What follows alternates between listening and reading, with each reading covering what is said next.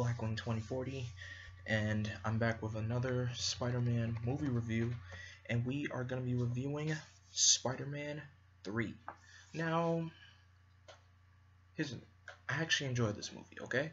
Guilty pleasure. I heard the movie was bad. I enjoyed the movie. I really, really did enjoy it. And, of course, rewatching this movie over and over and realizing the aspect, some parts were good, some weren't good as others, and some weren't as necessary. But of course, the film came out in '07.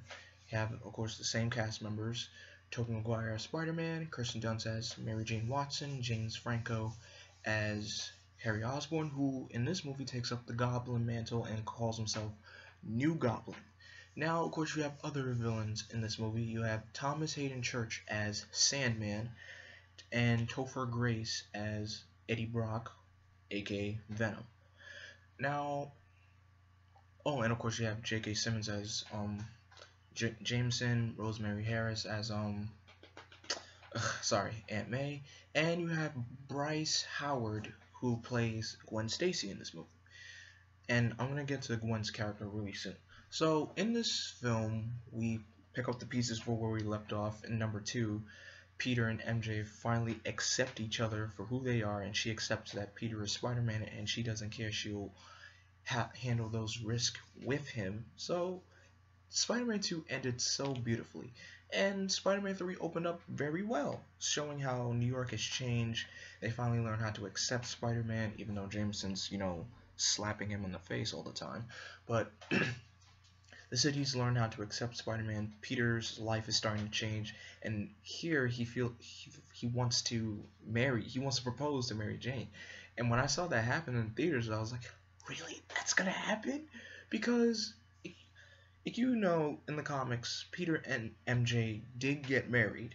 I mean, Peter proposed to her like many times, but MJ denied him.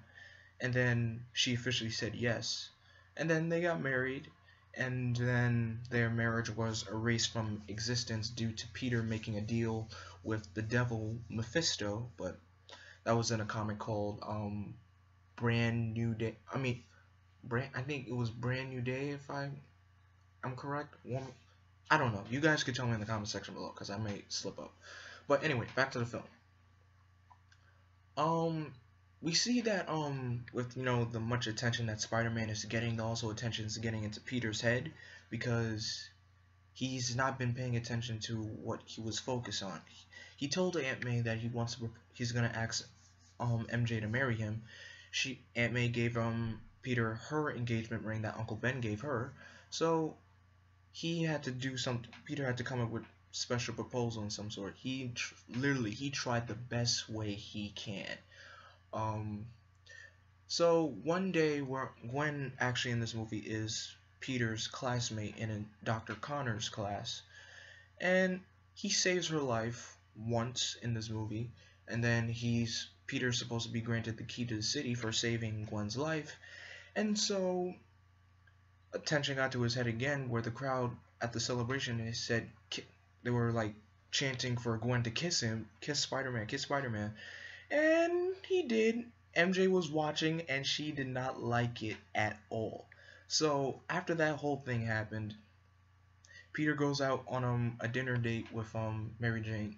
He had made a reservation, all that jazz. He had the right stuff. He had the not jazz band. He had the band play Everything is Wonderful from the play that MJ was in, but she got let go because of the critic reviews that she was getting, so she got fired from her Broadway role, sadly.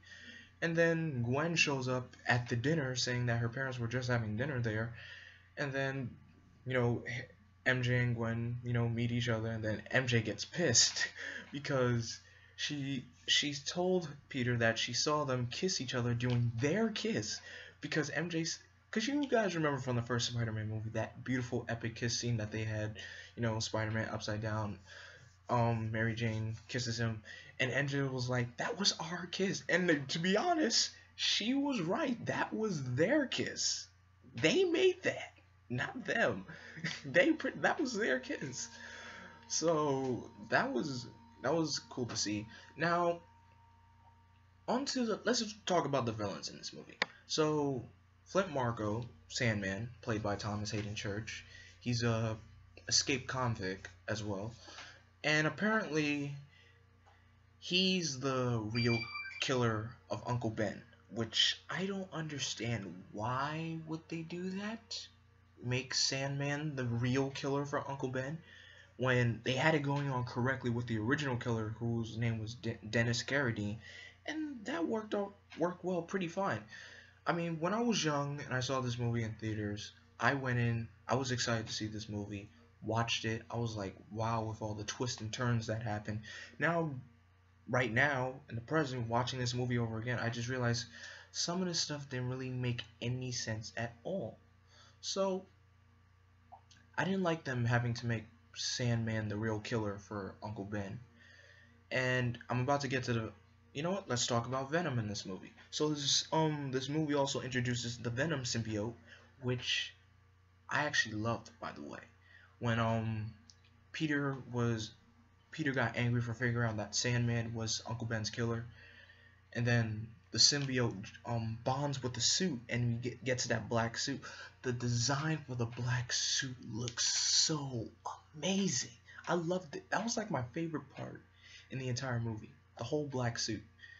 And so he finds Sandman. He fights him. This is actually my favorite fight in that movie. You know, Black Suit Spider-Man versus Sandman. That was my favorite fight in that movie.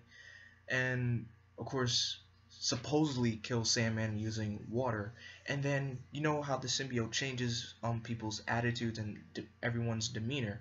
The way when Peter changed his hairstyle and just put like bangs to made his hair into bangs, I was like, whoa, he's changed. I was like, imagine me with bangs, but no, I would not look good in bangs anyway. So anyway, we realize that the symbiote has been changing Peter, and of course he's been losing his main focus with MJ as well, because I forgot to mention this. Harry gets the Goblin gear and becomes the new Goblin, and he wants to kill Peter. So when Harry and Peter were fighting each other, at the end of the fight, I don't know how, but um, Harry bumped his head on one of the webs, and then he got amnesia for a little bit, and his mind was traced back to I would say back when when they were in high school, and when his father died. So he had no ounce of remembering that Peter was Spider-Man or anything. And then MJ decides to she wants to spend a little time with Harry. And of course you guys know in the first movie Harry develops a crush on MJ, but Peter was the one that told her, go talk to her and everything. And then his memory starts to trace back, and you get to see Willem Dafoe, aka Norman Osborn, in the mirror hallucination, which is really brilliant, by the way. And how he says that iconic line from the first movie, "You know what you must do. Make him suffer. Make him wish he were dead. First, we attack his heart." So the way Harry tries to he threatened Peter's life and MJ's life. He said, "You want Peter to live, you're gonna have to break up with him." I was like, wow, just wow. And just seeing Peter's downfall from that point, and for him to have the guts to put the black suit on again and fight Harry, that was actually the funniest fight. I was like, oh, look at little Goblin Jr. You're gonna cry? And I think this right here, this is where it all goes south, if I just say. Now, he decides to keep the black suit on, and like I said, the black suit changes his attitude, changes his character. So, seeing that whole jazzy, walking Peter Parker, a little bit. I mean, it was funny to watch, but it didn't really work that well. And of course, he gets oh, I forgot to talk about Eddie. When I first saw this movie, the way they introduced Eddie, it was so random, by the way. Like, I literally forgot he was in this movie. Like, Eddie only had like probably one, two, had like about 4 or 5 scenes. First scene where he first shows up, second scene where he's at the Bugle, Third scene where he finds Spider-Man with a new outfit. Fourth scene is in the Daily Bugle where he gets the stab job, and then Peter tells Jameson what he's done, and then Jameson fires him. And like the fifth scene where he gets the symbiote, and we see him from then on until the end of the film. But yeah, Eddie was barely used in this movie, and I'm not Topher Grace. I don't know if I would figure him as a good person to play Eddie Brock. I'm not having a problem with the casting. It's just Brock is a snob person. Like, he likes to get credit for everything, and of course he's supposed to have a vendetta against Spider-Man because in the comics Spider-Man got him fired on a report that he was working on. And so, but what I did love though is how they had Peter take the symbiote suit off and it transferred to Betty in the church. That was brilliant because it happened in the comics, it happened in the 90s cartoon, and for them to put that in the live action movie, that was also brilliant. That was beautiful. But I feel like they just they tried to squeeze Venom in there, like right there at the very end, because I was watching the movie and the first time when I saw it in theaters, I was like, Eddie Brock, Venom symbiote. Wait a minute, oh yeah, Venom. Because it just occurred to me that, like, oh, Eddie Brock is Venom, duh. And then, yeah, they just tried to squeeze him in at the end of the movie. It didn't really fit well at all. And then you see close to the very end of the movie, Sandman comes back. I feel like that was the end of him, but he comes back, and then Sandman and Venom team up to take down Spider-Man by kidnapping Mary Jane. Which I want to know, by the way, how did... Oh, wait a minute. I just remembered something. Because it just occurred to me. I was wondering, how did Eddie know that Mary Jane was like Peter's girlfriend and everything?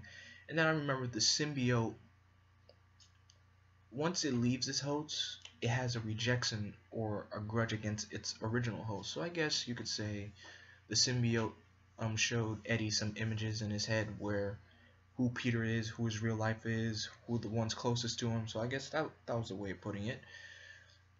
Now, Gwen Stacy in this movie, she was... I don't think she was needed to be put in the movie anyway. She appeared in like, I think like 4 or 5 scenes, just like the same amount of scenes of Eddie. First scene in Peter's class, second scene where Spider-Man saves her, third scene was for that Key to the City celebration, fourth scene was at the restaurant with Peter and MJ, and then fifth scene is him going out with Peter after he supposedly broke up with MJ just to make her jealous. And then she appears at the end at Harry's funeral. Oh yeah, I forgot to mention, Harry dies at the end of this movie. I feel like they just love killing off the Osborns, don't they? Yeah. So I'm giving this movie, like I said, this movie isn't bad. It's not crammed up. It's not overshadowing anything. It's just it feels discombobulated at some points. It just feels very discombobulated. So the actors were great. The action was awesome. The film felt discombobulated, but it was still a good film to watch, if I should say. So I'm giving this movie a 4 out of 5. Cause I'll give it like a 3.5 out of 5 or 4 out of 5. Mainly I'm leaning towards a 4 out of 5 because I really did enjoy this movie. I'm not bashing it because I know it was bad, but it wasn't bad, but it was still decent. So that was my review of Spider-Man 3. Tell me what did you think of Spider-Man 3. Don't forget to like and subscribe, and stay tuned for my review of The Amazing Spider-Man, the 2012 reboot. And as always, I am Vengeance, I am Darkness, I am Blackwing. Stay golden.